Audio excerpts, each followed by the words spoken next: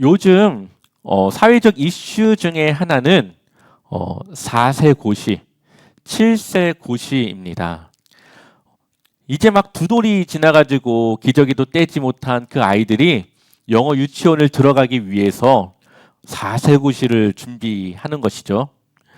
어, 우리가 볼 때는 참 어이없기도 하고 그렇게까지 해야 되나 싶지만 또 그 지역 안에서는 그것이 일반적인 또 일상적인 그런 것이기 때문에 뒤처지지 않기 위해서는 또 그렇게 해야만 한다는 것이죠. 또 7세 고시가 있습니다.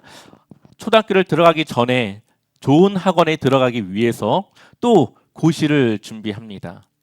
그래서 그 초등학교를 들어가서 공부를 하고 이제 고등학교, 중학교, 대학교까지 그 모든 과정의 시작을 그렇게 하는 것이죠.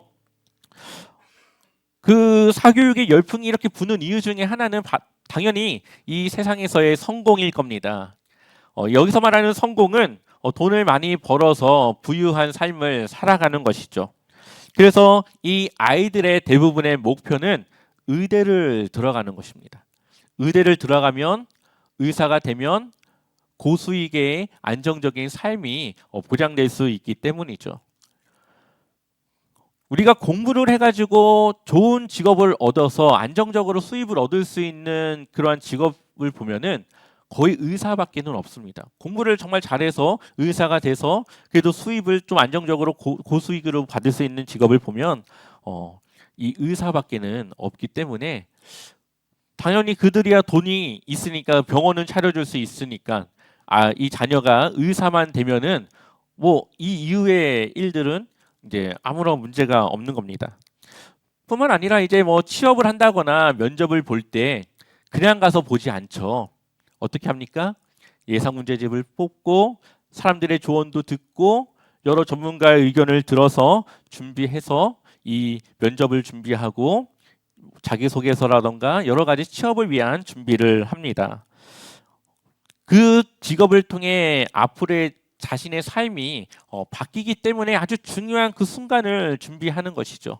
그것을 위해서 자격증도 따야 되고 여러 가지 공부도 해야 되고 어느 정도의 이 자격과 실력을 갖춰야 됩니다. 근데 그 기회가 단 한 번밖에 없다면 어떻게 할까요, 사람들은? 목숨을 걸겠죠.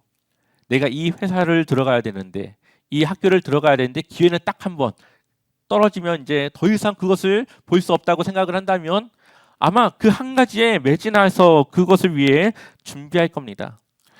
이 세상에서의 삶과 성공을 위해서도 사람들은 정말 자신의 인생을 걸고 준비하는데 주님이 오실 이때를 기다리는 우리는 어떠한 준비를 하고 있는지 이 시간 함께 돌아봤으면 좋겠습니다. 우리도 예수님이 오실 그때를 준비해야 됩니다.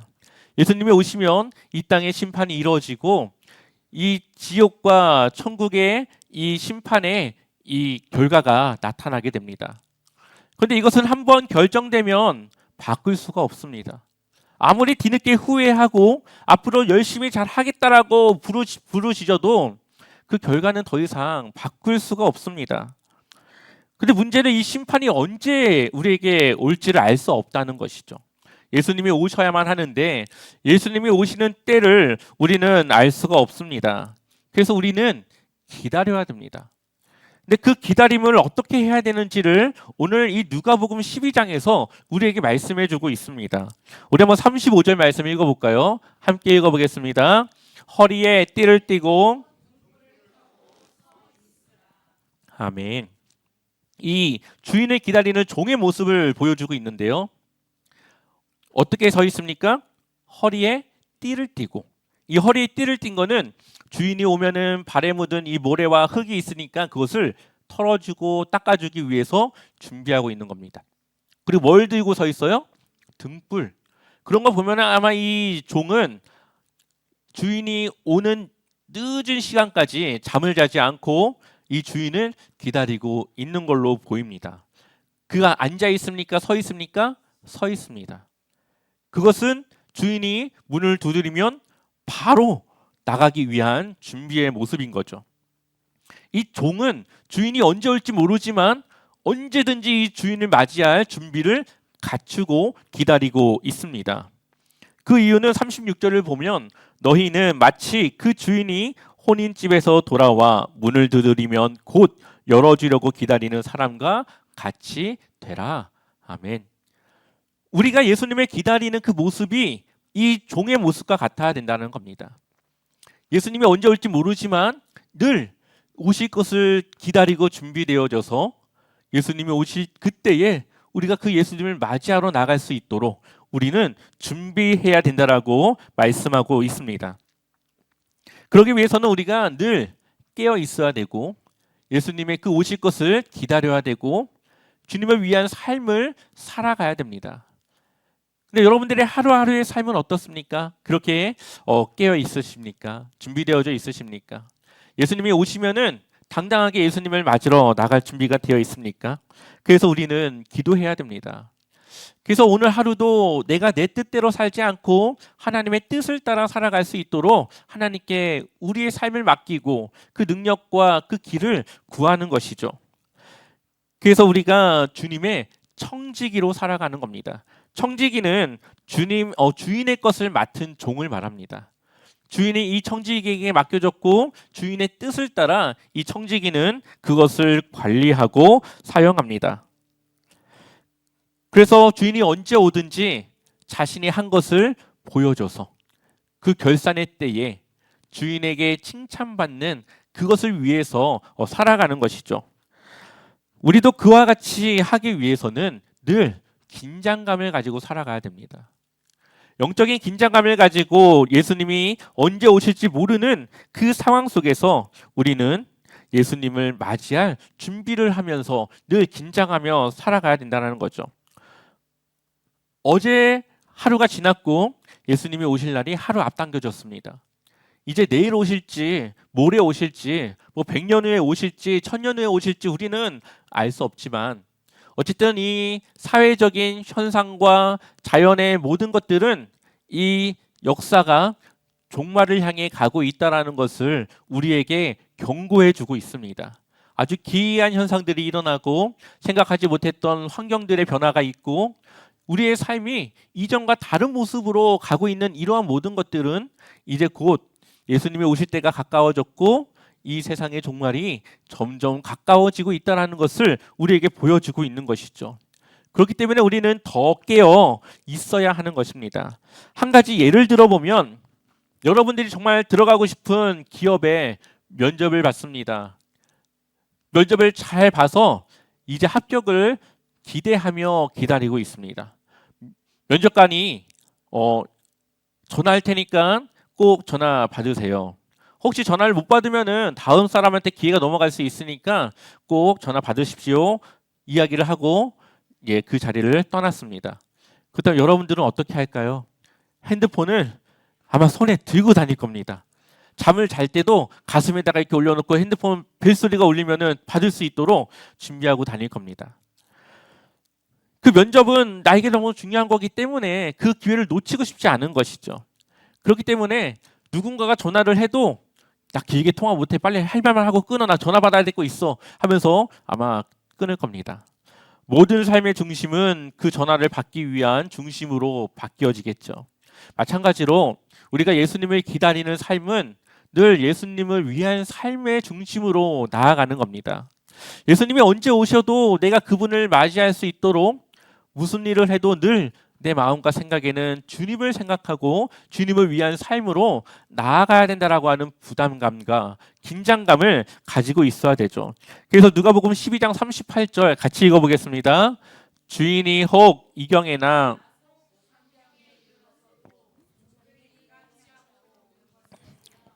그 종들은 복이 있으리로다. 아멘. 주인이 오실 것 같지 않은 그때에도 주인을 기다리며 있는 이 종들을 보면 주인이 기뻐할 것이라고 말하고 있습니다. 우리의 모습이 바로 이러한 기다림의 모습을 가져야 되는 겁니다. 그러기 위해선 우리가 준비가 되어져 있어야 되겠죠. 오늘 이 누가복음 12장에서 말하고 있는 이 준비는 우리가 주님의 청지기로서의 해야 될 그 일들을 우리가 잘 감당하며 기다려야 된다는 것을 우리에게 말하고 있습니다.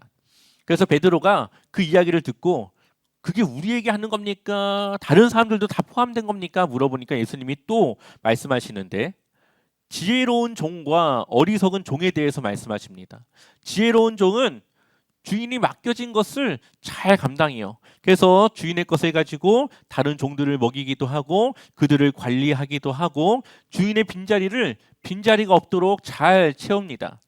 근데 이 어리석은 종은 주인이 없으니까 자기가 주인인 줄 알고 종들을 막 때리고 그들을 난폭하게 대하고 그들을 못 살게 굽니다. 그리고 갑자기 주인이 왔을 때 그 지혜로운 종과 이 어리석은 종을 이제 결산을 하게 되죠. 그래서 지혜로운 종에게는 그에게 모든 소유를 다 맡기지만 어리석은 종은 매를 맞고 혼이 나는 걸로 이 이야기가 흘러가게 됩니다. 하나님은 우리에게 여러 가지를 맡기셨습니다. 우리가 이 세상에 태어나게 하신 것은 하나님의 뜻이 있고 계획이 있고 우리를 통해서 하나님이 이루시고자 하는 그러한 여러 가지 일들이 있는데 그것을 위해서 하나님은 우리에게 여러 가지를 청지기로서 맡겨주셨습니다. 우리의 재능, 또한 우리의 시간, 건강, 재물, 또 직분, 직업, 여러 가지 모든 것은 다 하나님께서 우리에게 맡겨주신 겁니다. 우리는 주님이 맡겨주신 것을 주님의 뜻을 따라 사용하는 그렇게 살아가는 청지기의 모습으로 살아가야 되는 것이죠. 그 모습으로 살아갈 때 우리는 주님을 기다리고 맞이할 준비가 되어 있는 겁니다. 그래서 부자가 이 하나님 나라에 들어가는 것이 왜 어렵냐? 많이 맡겨진 자에게는 많은 것을 요구합니다. 많이 맡겨진 사람에게는 많은 것에 대한 책임을 요구합니다. 그렇기 때문에 그것은 나에게 유익이 아니라 때로는 그것이 부담감으로 될 수가 있는 것이죠.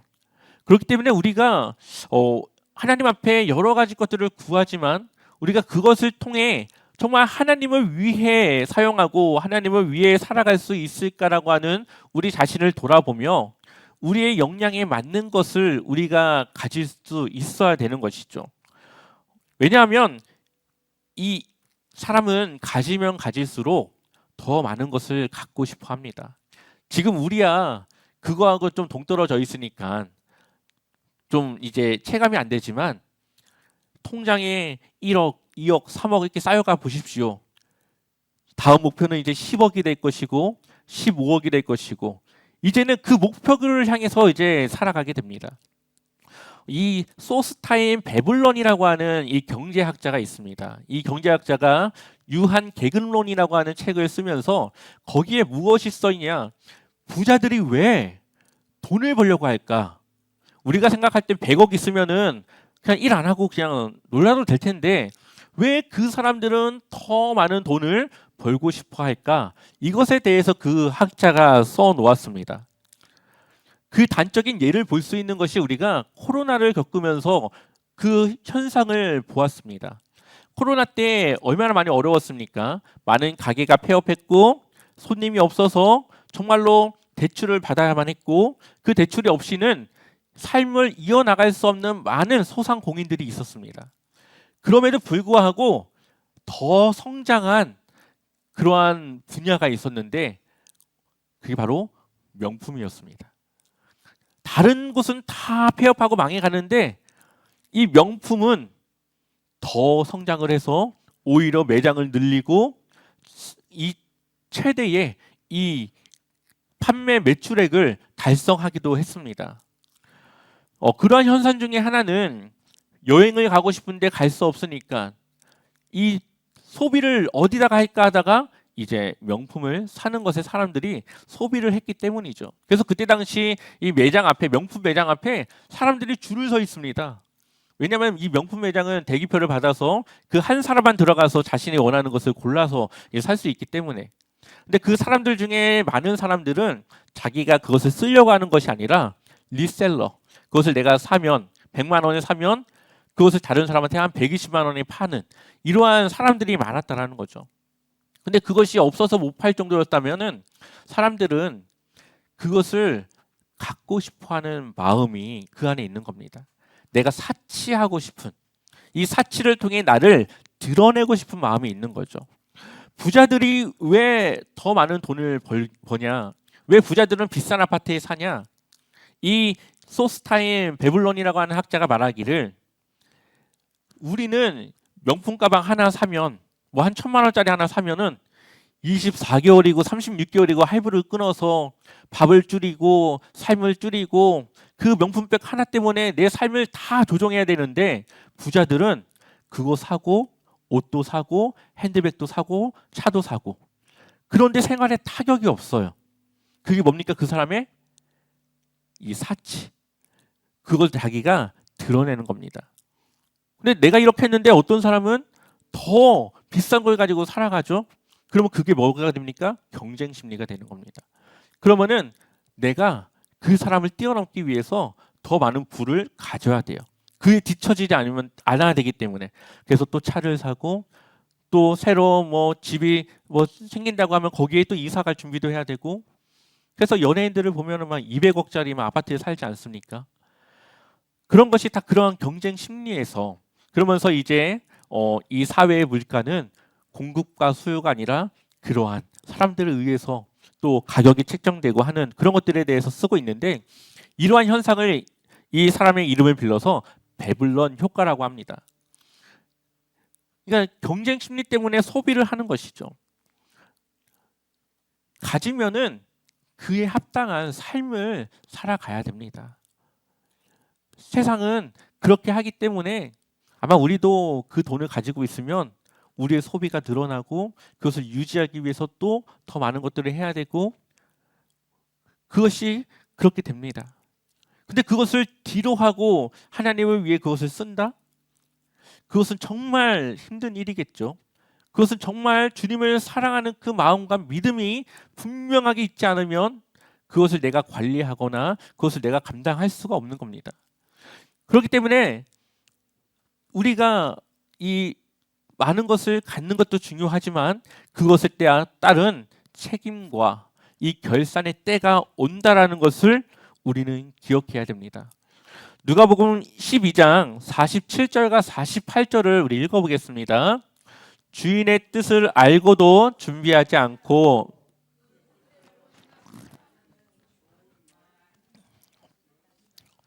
그러나 알지 못하고 매맞을 일을 한 종은 적게 맞을 것이다. 많이 받은 사람에게는 많은 것을 요구하고 많이 맡긴 사람에게는 많은 것을 요구한다. 아멘. 그러니까 언젠가는 하나님께서 우리에게 맡겨진 것에 대한 결산의 때가 오게 되는데, 우리는 그것에 대한 책임을 져야 된다는 겁니다. 주인의 뜻을 알았던 몰랐던 그것에 대해서는 책임을 져야 됩니다. 그래서 우리는 언제나 그 결산의 때가 있다라는 것을 기억하며 살아가야 되는 것이죠.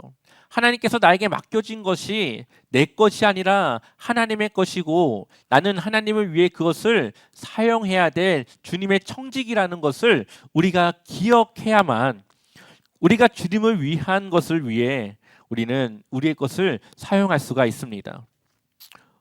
아마 그럴 수도 있겠죠. 좀 속일 수 있는, 좀 그럴듯하게 포장할 수 있는 그러한 것도 생각해 볼 수가 있습니다. 하지만 하나님을 속인다라는 것은 어리석은 일입니다. 하나님은 우리의 마음을 아시고 우리의 머리카락을 세시고 우리의 모든 것을 감찰하시는 분이기 때문에 우리가 하나님을 속일 수가 없습니다. 근데 때로는 우리가 이 사람을 속이려다 보니까 하나님을 속이게 됩니다. 우리는 하나님을 속일 수 없다라는 것을 알면서도 때로는 우리는 그렇게 행동할 때가 있습니다. 근데 누가복음 12장 2절을 보면 감추인 것이 드러나지 않을 것이 없고 숨긴 것이 알려지지 않을 것이 없나니, 3절에 이러므로 너희가 어두운 데서 말한 모든 것이 광명한 데서 들리고 너희가 골방에서 귀에 대고 말한 것이 지붕에서 전파되리라. 아멘. 우리가 하나님을 속일 수 없다라는 겁니다. 그러니 우리가 해야 될 것은 정직한, 하나님 앞에 정직한 청지기로서 우리는 살아가야 됩니다. 종이 가장 두려워해야 될 대상은 누굽니까? 주인이죠. 내 주인이 가장 더럽지 다른 주인은 안 더럽습니다. 왜? 그 사람이 나에 대한 권리가 없기 때문에, 권한이 없기 때문에. 마찬가지로 우리가 가장 두려워해야 될 대상은 하나님이십니다.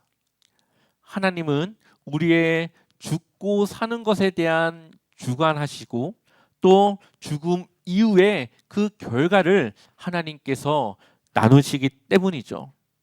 그러나 사람은 우리를 죽일 수는 있겠지만 우리의 죽음 이유를 그들이 관여할 수는 없습니다.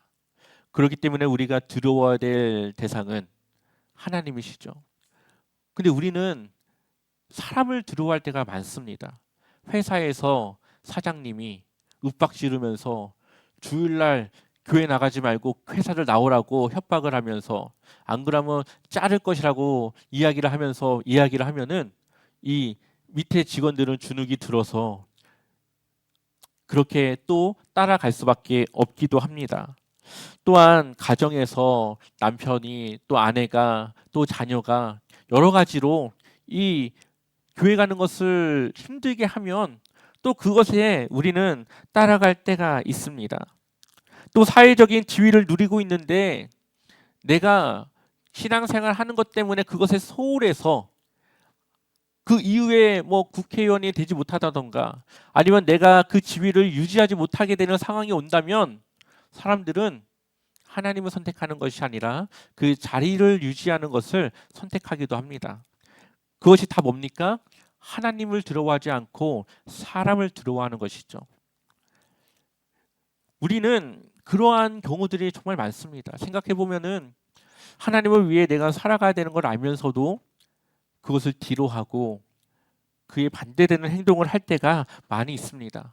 그러나 우리가 기억해야 될 것은 하나님은 우리의 죽고 사는 문제뿐만 아니라 죽음 이후까지도 그것을 결정하실 수 있는 그 권한이 하나님께 있다는 것을 우리는 기억해야 됩니다.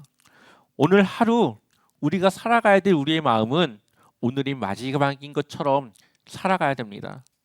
우리가 오늘이 마지막이라고 생각한다면 정말 그 중요한 것을 찾아서 하겠지만 내일에 우리의 삶이 있다라고 생각을 하면은 오늘 해야 될 일을 내일로 미룰 수가 있습니다. 그것은 약간의 그 게으름의 모습인 것이죠. 그렇기 때문에 우리는 늘 주님께서 오늘 오신다라고 생각하면서 오늘을 살아가는 겁니다.